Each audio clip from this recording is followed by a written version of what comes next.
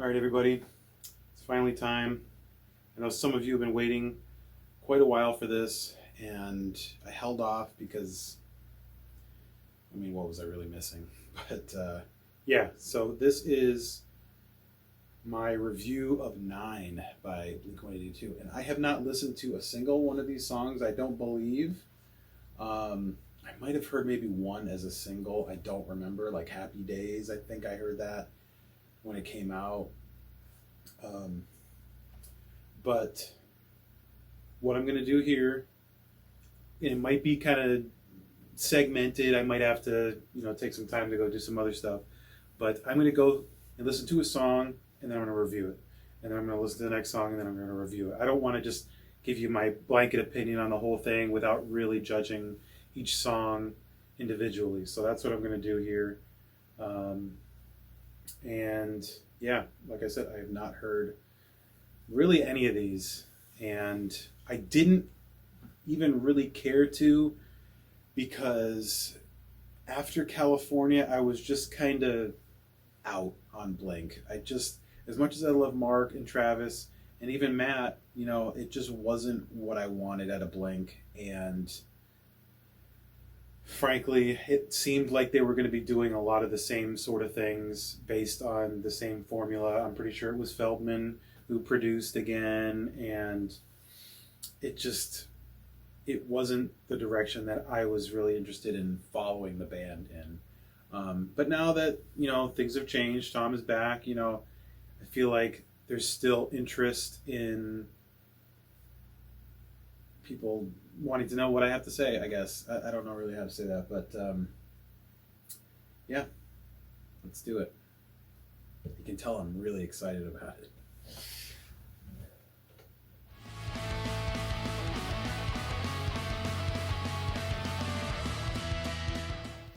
Okay, so I just listened to the first track. It's called The First Time. And honestly, it wasn't that bad. I gotta be honest. There was definitely things I liked, things I didn't like, and some things that I just don't understand. The rhythm of the guitars, especially like in the intro, like after that like quiet little riff comes in, like the heavier like rhythmic guitars, I thought that was cool. I liked the chorus. I thought that was good. I really don't like the pre-choruses that are like really drop down and have like that electronic beat to them. It doesn't feel like Blink to me. And I get that they're always kind of trying out new things, and Travis especially is very into that electronic sort of stuff, but I don't know. I don't really think Blink needs to be the guys doing that. Save that for Imagine Dragons or something. It's just, it doesn't need to be there. Although it did work to a degree on stuff like the Plus 44 album, but that was a different band. They kind of integrated that sort of stuff in their sound pretty much immediately. There was a lot of that sort of thing going on.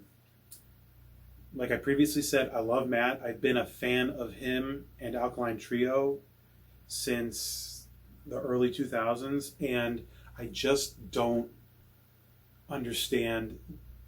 I understand the role that they want him in, but I don't understand why they thought that it was a good fit, because the entire time in this song and in what has to be most, if not all, of California, his vocal register is just maxed out. He's yelling. He's not even singing. Mark is singing, still fairly higher pitch. Mark's got some pretty good range. He's done some lower stuff, but most of what he's doing on California and somewhat on this first track here isn't super low. He's singing the higher register stuff, but then they also want Matt to fill Tom's shoes to do that really high register stuff, which he can't do like Tom does. Tom just has a higher voice, and Matt just sounds strained the whole time. It doesn't work for me. The song itself, there's some good elements in there. I'm not going to completely dog it. The guitars sound pretty good. I think that the drums sounded fine. You know, the production wasn't terrible. I mean, it's not like maxed out like some of the stuff on One More Time is.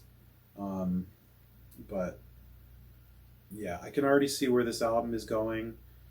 Some similar sort of stuff with Matt, which is more of what I have a problem with. But it seems like they were trying something a little bit different. It wasn't just like the same couple chords with the same rhythm the whole time. You know, like it seemed like they were trying something different, which is what people were telling me this whole time. You know, like, oh, you got to listen to Dark Side, you got to listen to whatever. You know, these songs are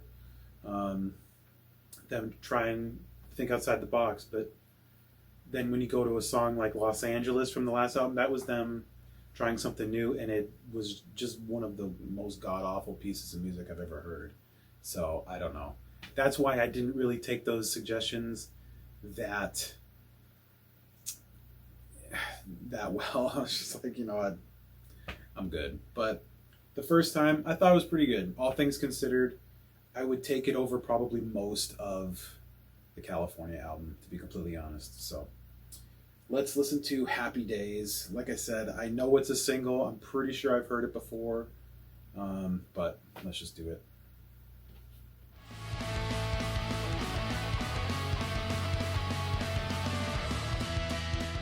All right, talking about Happy Days now. Overall, again, not terrible. I'll take that over a lot of the California songs. I had to do something while it was playing, but I was, you know, mostly paying attention to. This was kind of like in the middle of the song, so I kind of heard like the big chunks of it already. But like, I don't even remember hearing Matt on the vocals at all. But I'm kind of okay with that. But maybe it was there and I just missed it. I wrote down a couple things I wanted to say.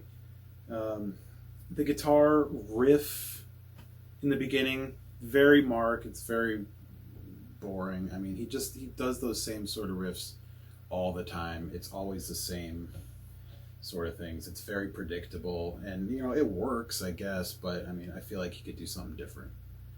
I like the drum beat, especially like in the earlier parts of the song. It's very interesting. Sets it apart for sure.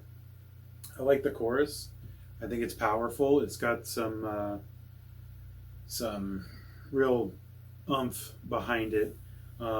It does feel like there's a lot going on. There's a lot of layers.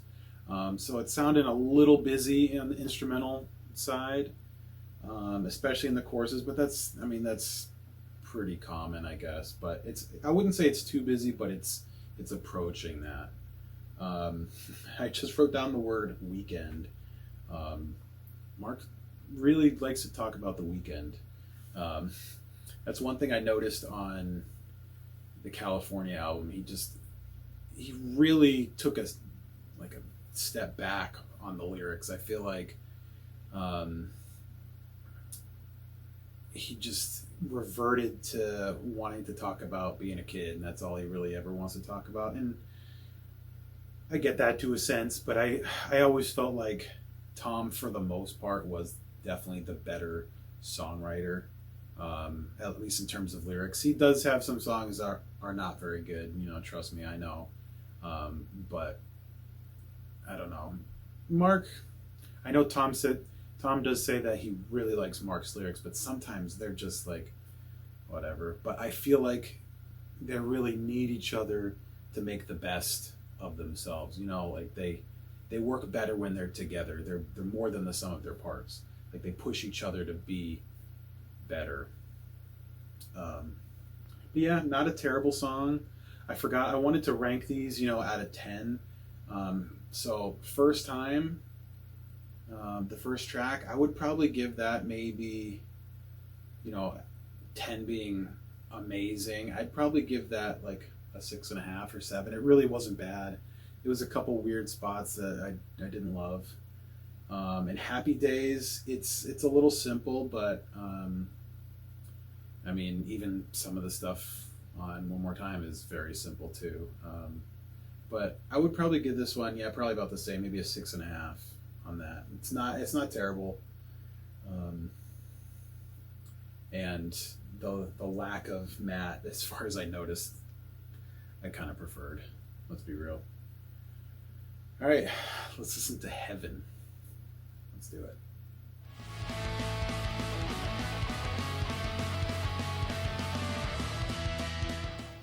Okay, let's talk about Heaven.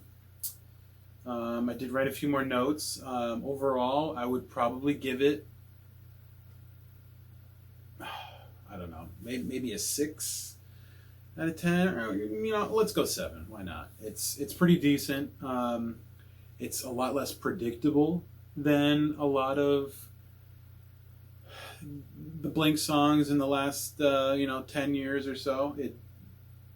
It's definitely a little different. I didn't know exactly where things were going to go. The guitar intro actually sounds a little different. It wasn't the same, like, very uninteresting riff. It actually did some things that they're not usually doing. I like the effects that they use on the guitar, and it sounded kind of like a plus 44 type of vibe. They used a lot of effects on that album, and I thought it really worked for them. I thought it was great. I really like the vocal melody in the chorus. Not necessarily the lyrics, but I do like how Mark sang them. I thought that was cool. But yeah, the lyrics are a little cheesy, but some people like cheese, so it is what it is. All right, let's check out Dark Side. People really were repping this one for a long time, so let's give it a shot.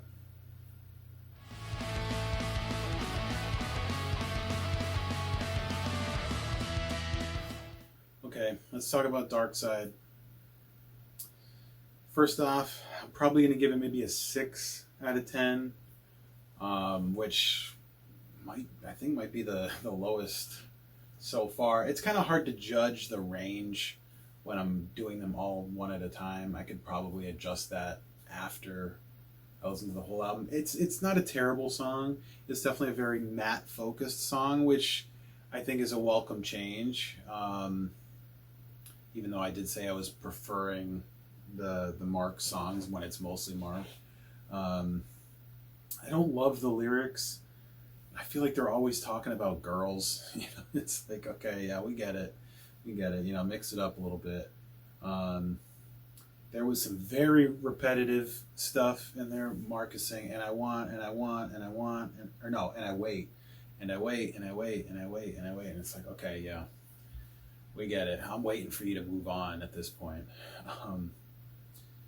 Blink's always kind of done that sort of thing, but that was one of the more annoying times for me anyway. I appreciate that Matt is actually singing in this song. They don't just have him singing as high as he can the entire song. So I thought his performance on the song was pretty solid. The chorus reminds me of like early to mid 2000s like alternative bands or like an indie band. I can't picture what band it's reminding me of, but like maybe the Killers or one of those types of bands. It just reminded me of like something that one of those bands would have written. Not a terrible song, but I feel like it was maybe a little overhyped. I'm talking to you, Brian. I thought Heaven was a better song than this one, but it's different. It's not terrible. It's still better than a lot of the stuff on California, and I feel like that's going to be a common theme here. So let's go to the next one.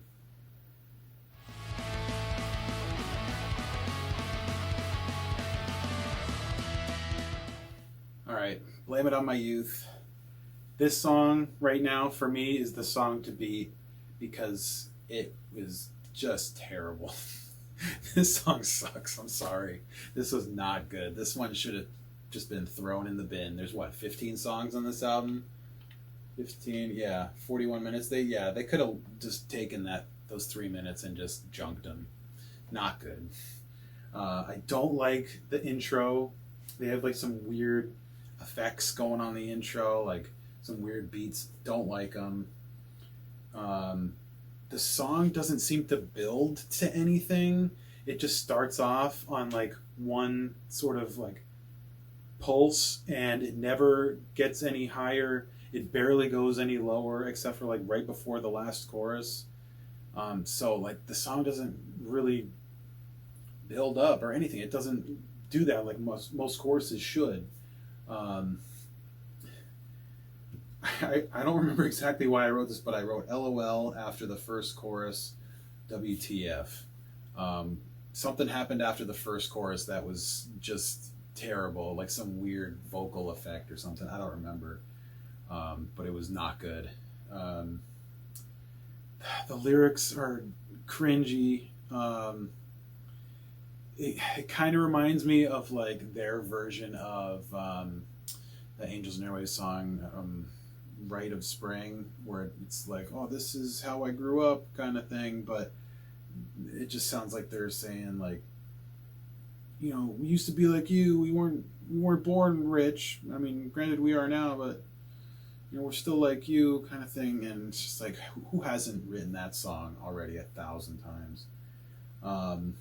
And there's a part like right when the last chorus hits where like all the instruments drop out and it's just Matt singing, and that is probably the worst vocal line I feel like I've ever heard Matt sing on an official release. He sounds so strained, and it was laughably bad. It was really bad. They should have put another take there. That was not good. The song is like a 3 out of 10, and that's me being generous right now. So let's please move on, please.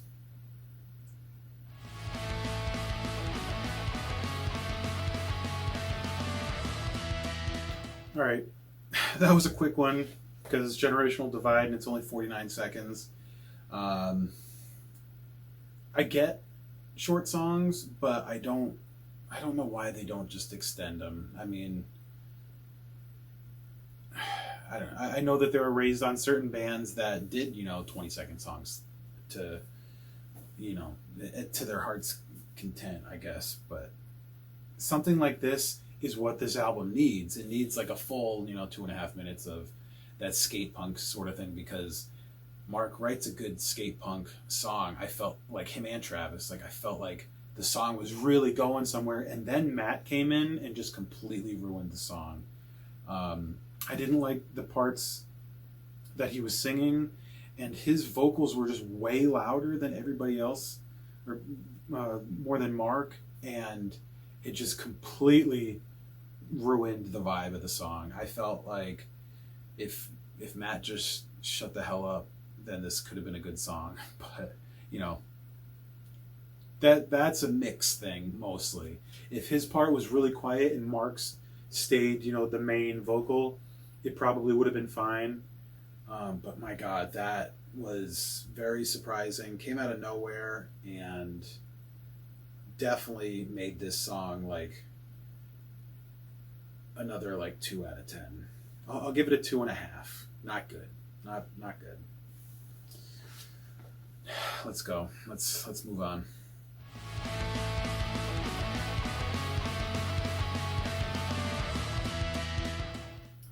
Okay, we're talking about Runaway now, track number 7. Immediately, I started to write that it feels like Los Angeles Part 2, in which case it honestly just sounds like a Linkin Park song to me. And I don't understand it. I don't know why this was the direction they were trying to take on some of these songs. It's just baffling to me. I wrote that it sounds like Diet Linkin Park, basically. The chorus is okay, but I like it a lot more once Mark comes in. Matt again is doing his really high strained vocal, which he just doesn't excel at.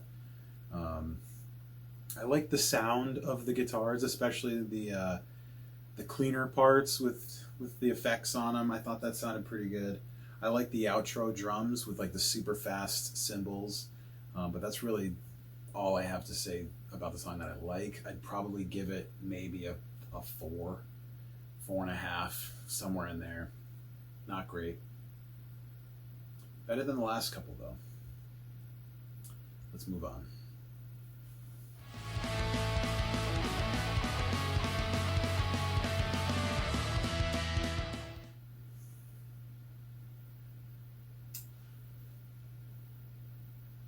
Black Rain. What the hell is this song? My God. It starts off fairly interesting. I mean, the whole thing is interesting, not necessarily in a good way, but I was intrigued in the beginning with like the organs or whatever's going on and Matt singing. I was like, okay, you know, maybe is this a ballad or something? That could be cool.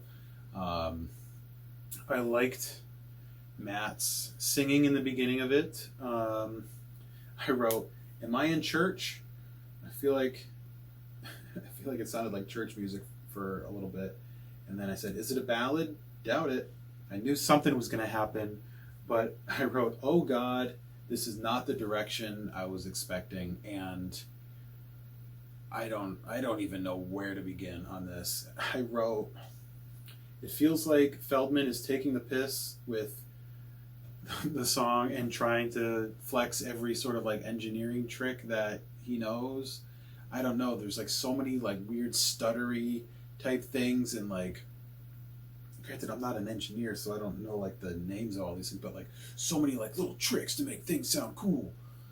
And it just was so stupid. It sounds like, and I wrote, weak ass Nine Inch Nails parody band. And my God, I feel like bands had sort of perfected this sort of thing back in like the 90s. And this is just an absolute abomination. We're on track number 8, and the first few songs were pretty promising. I thought I had mostly good things to say about them, but my God, like the last 5 of them,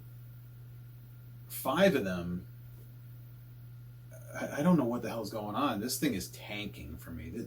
This album needs to pick up fast, because this is starting to sound really dumb. Really dumb.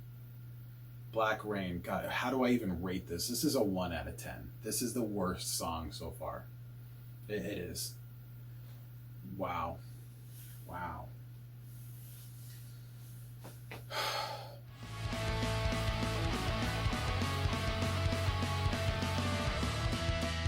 Okay. I really wish I hated you. Track number 9. The first thing I wrote was, it sounds like a Taylor Swift song, and that was before like I really was paying attention to the vocals and like the lyrics, I should say. It felt like a Taylor Swift song, and even by the time it ended, I felt even more like it sounded like a Taylor Swift song. Not in a bad way, but it was kind of obvious. The lyrics were probably the most real feeling for a song, I think, so far. And they were the most like stand out for me, because lyrics in a song are usually the last thing that I really pay attention to, because I'm a musician. I'm always paying attention to guitars or drums or whatever. And I don't know, I just immediately I felt like I need to listen to what he's actually saying in this song, and it is so 1000% about Tom that it's not even funny. Especially now looking back, this is a 5-year-old song. It's so obvious. I mean, he says something like, "Every song I write is still about you." Not necessarily about Tom, but about his past, about the good old days. Sometimes he's talking about the girl, but I feel like the girl he's talking about is just youth. That's what he's really missing. I wrote, "Is it about Tom?" And then LOL 100%. There's a line where he's talking about someone giving up on him and they're better off and they don't need him anymore, and that was 100% Tom. I mean, I feel like Tom, I'm not trying to take sides here, but I felt like Tom, after everything happened, he was kind of a dick in the situation. He was the one that just said screw it and left. But he proved that he didn't need Mark to spread his wings and fly, basically. He didn't need him to write good music. He didn't need him in order to be successful. And granted, I think Blink got their first Grammy or whatever as soon as Tom left, but certain things just mean more to a band than Grammys and shit like that. That's so superficial. Success can be measured in a lot of different ways, and I feel like even Travis said in an interview with Zane Lowe after this most recent album, it just doesn't feel right without Tom, and I feel like Mark knew that, but he couldn't admit it to himself as much as he loved Matt. So yeah, this song is 100% about Tom, no doubt in my mind. And there's nothing wrong with that. I don't think it's a bad song. I feel like so far it's the most real sounding song, but it's not necessarily a great song. I'd probably give it maybe a 6. It's decent. It's better than the last few, thank God. But yeah, after all we know, what's happened in the last 10 years or whatever, 100%. Let's go to the next one.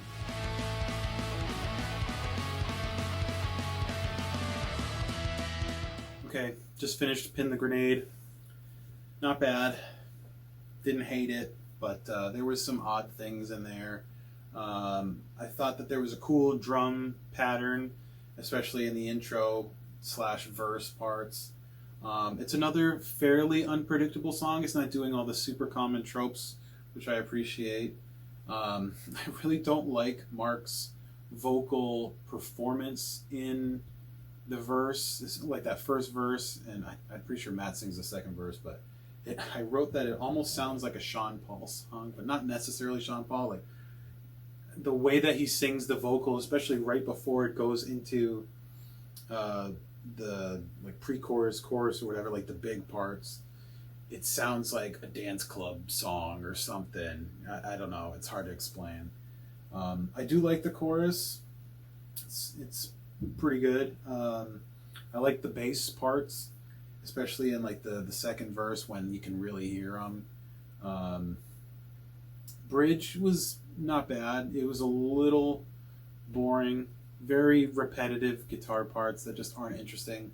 I feel like it's just begging for, some sort of interesting guitar lick in there.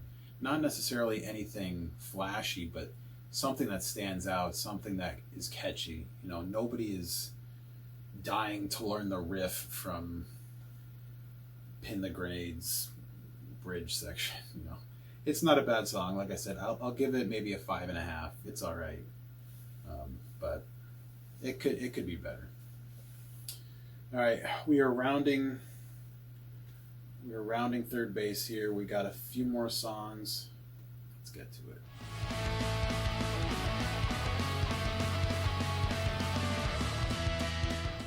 Okay, let's talk about No Heart to Speak Of. This one, it's got to be my favorite one so far. I'm going to be completely honest. I'll give it probably an 8 out of 10, maybe 8.5. I think it's really, really good. It's clearly written by Matt, mostly, if not entirely. It's the most Alkaline Trio feeling song, especially in the beginning of the song. It just 100% sounded like Alkaline Trio, and not because of him singing, but just the way that he writes. It was pretty obvious. Really powerful chorus. Matt kills it. He does a great job showing, vocal melody and, more than just yelling. He's not just being used as a tool to take the place of Tom. He's really showing what he can do here, and I think he did a great job. And he shows how he can do the highs, as well as like later in the song, I think it was like the bridge or something, he shows like his lower range too, which I thought was great. While Mark kind of sang a higher part at that point. Yeah, best song so far for sure. And I like the outro with the piano and the drums. I always like when Blink added like a clean piano to their stuff, not necessarily like the synth stuff that can work sometimes, but I always liked when they did just straight piano. Like they did that a lot on the Untitled album, and I always really liked that. But yeah, great song. I wish there was more like this on this album for sure. So let's check out track number 12, Ransom.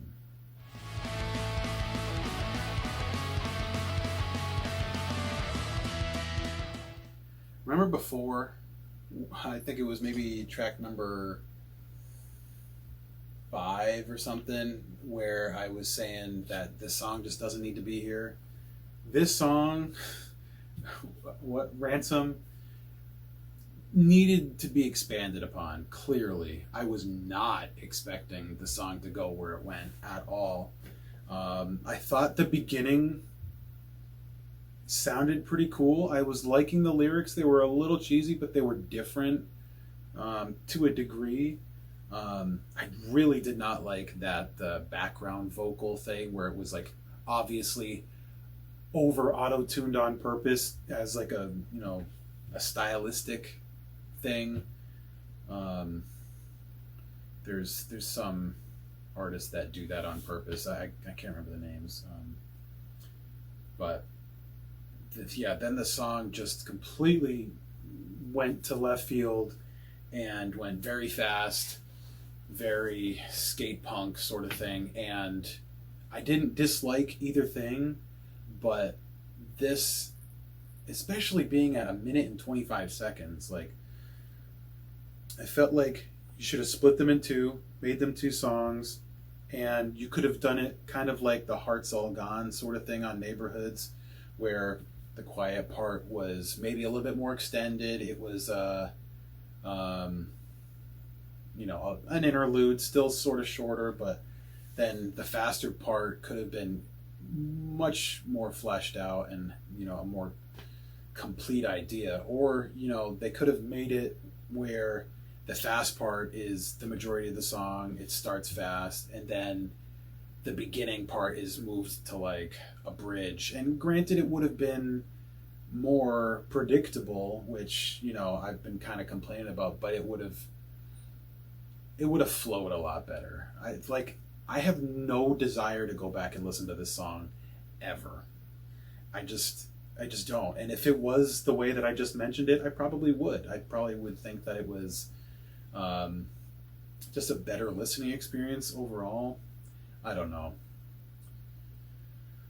We'll see. It's weird. It's a weird song. I don't love it. I'll probably give it a 5 out of 10. I don't dislike it, but it just needed to be rearranged.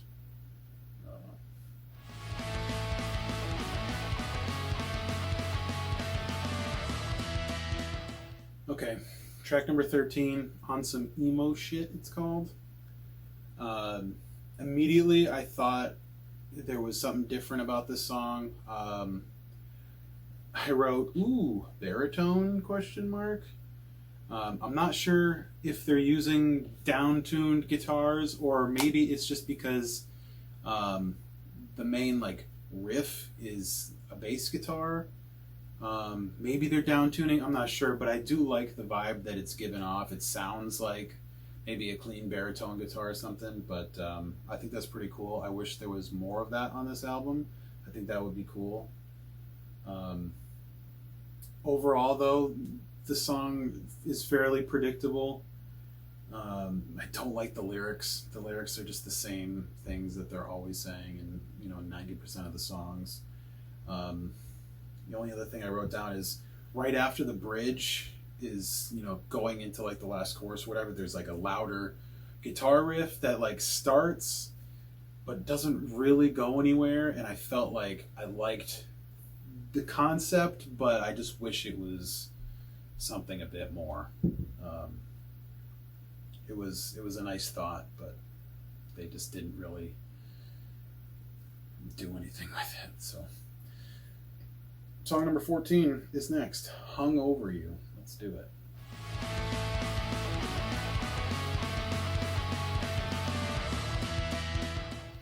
All right, before I get into the next track, I forgot to rate On Some Emo Shit, and I'd probably give it about a 5 for that song. Not bad, but not super interesting, I guess.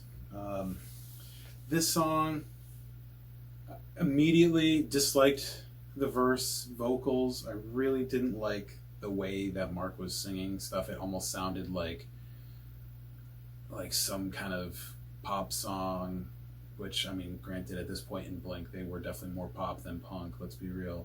But I wrote that it sounded kind of like Shakira was writing the vocals. I don't know. Don't like the verses at all. Great chorus, though. Really like the chorus.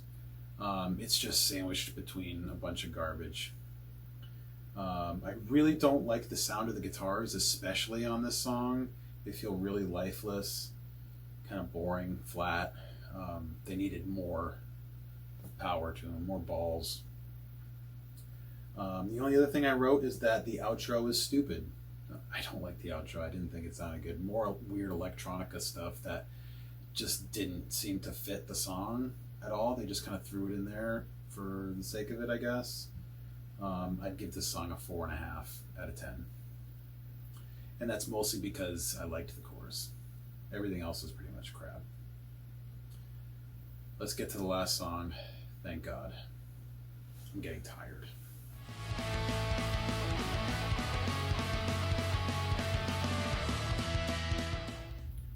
We made it. Track number 15, Remember to Forget Me. Let's see what I got here. Overall, it wasn't a bad song. It felt like an intentional closer, which I'm not sure if I love or I don't. I mean, obviously with the super big drums for like the last like third of the song, you know, they were trying to go for like the big finish kind of thing. But I feel like the overall feel of the song, I think it would have been better bumped up a little bit. Maybe put it at like track 10 or something. I never really liked when they, not just Blink, but a lot of bands will just put the obvious like sadder kind of song towards the end, or like they'll put like the one acoustic song at the end or whatever, like the one ballad at the end. It's like put it in the middle so that it can end big, you know. And granted, the drums did help it kind of have this flashy finish, but the whole song is definitely a downer. I wrote on here acoustic to end the album, shocker, and this song felt like the real emo shit, not necessarily the other song. I like when the bass came in about, you know, a third into the song. I thought that was cool. It definitely added a nice layer. I don't love the repetitive vocal parts. I forget exactly what he's saying, but he just keeps repeating a line over and over and over again. It just kind of gets old after a while. The bridge, again, just kind of has Matt singing as high as he can, just over and over and over again. It's like, yeah, we get it. That's what Matt does every single time. It's like, try something different. I liked the drums, but yeah, overall, I'd probably give this song maybe a 5.5, maybe a 6, but yeah, I'll go with 5.5. It's just not super interesting, but it's all right. So yeah, that's the album. Thank God I'm done. Overall thoughts, it is better than California. I will give you guys that. There's some serious flaws, especially in the middle of the album. Man, it really starts to take a turn once you get to Blame It on My Youth and a few of the songs after that. Really, really not good. But the first few songs I liked. You know, I was very charitable about what I had to say there. And then it kind of picked back up. I thought Pin the Grenade was good. No Heart to Speak Of was the only song on the entire album where I was like, I need to add this to my Spotify library. I clicked the little check mark on that song. I couldn't believe it, but I did. It was a really, really good song. I definitely think it's the best one on the album. I don't know. If I had to give it an overall score, it's hard to say. I do plan on doing a Blink-182 album tier list. That's why I did this video, because without having listened to this album, I couldn't rank it with the rest of them, and I owed it to you guys to actually listen to it before I did that. But now that I've listened to the album, I can honestly say that I don't feel like I was really missing anything over the last 5 years. When I just chose not to listen to it, it really wasn't all that interesting. But there was some definite moments in this album that were better than expected. First few songs definitely grabbed me. Like I said, No Heart to Speak Of, really good. That is the song that they need to play live from the Matt era. They don't need to play Bored to Death live these days. They can play that one. If they can do that one, then that'd be pretty awesome. I doubt Tom could do it, but it'd be cool to see him try. But I don't know. That's all I've really got. Keep an eye out for a tier list, like I said, for sure. I'm going to be working on that, and hopefully more like that in the future. We'll see. And thanks for watching. Let me know what you think of the album. Let me know if you think that I'm completely up my own butt and don't know what I'm talking about. I'm curious. But I think for the most part, people are going to agree with me. There's definitely some moments on here that are pretty solid. A lot of it is not, but it's definitely better than California, for sure. So that's it. Till next time. See you later.